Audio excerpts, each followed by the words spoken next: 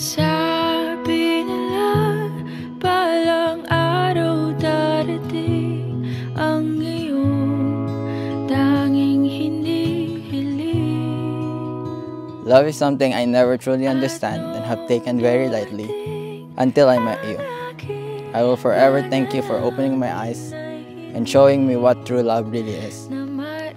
You have taught me that love is more than just having fun, more than the social media posts, relationship statuses, or public affections. It's about finding the one who loves you for who you are, who pushes you to be better, the one you see spending the rest of your life with. You taught me that, and I am forever grateful. At ngayon, nandyan ka na, di mapaliwanag ang nadarama. Handa ako sa walang hanggan, di basahin, di ka sasaktan. Mula noon hanggang ngayon, ikaw at ako. Love, thank you for coming into my life. Thank you for leaning into God to find me instead of somewhere else. Thank you for turning into the Bible and to God-given people when you need affirmation to a relationship. Thank you for understanding that not every day will be perfect. Thank you for solving problems with me in a way that best serves Him. Thank you for making me feel like a princess every day. You not only remind me that I am yours, but that I am, most importantly, His. And lastly, thank you for loving God more than me. And thank you for choosing me. Naitatanggi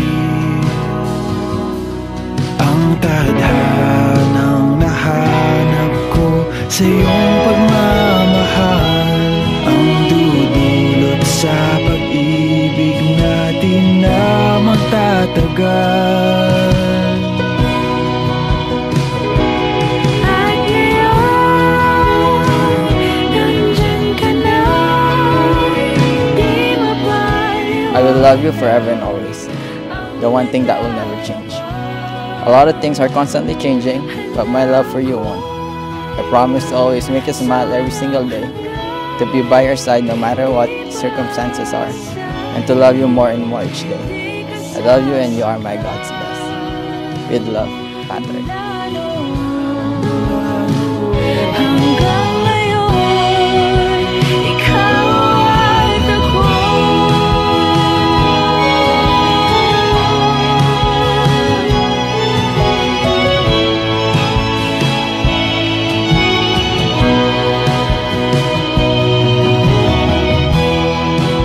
My one and only love.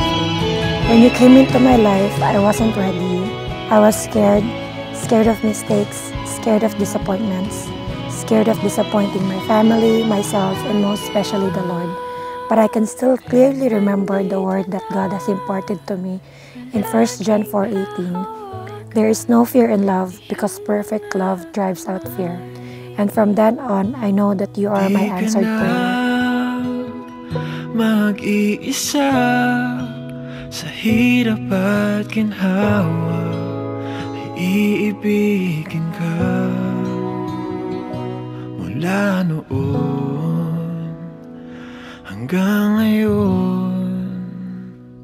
Mula ngayon hanggang dulo, ikaw at ako.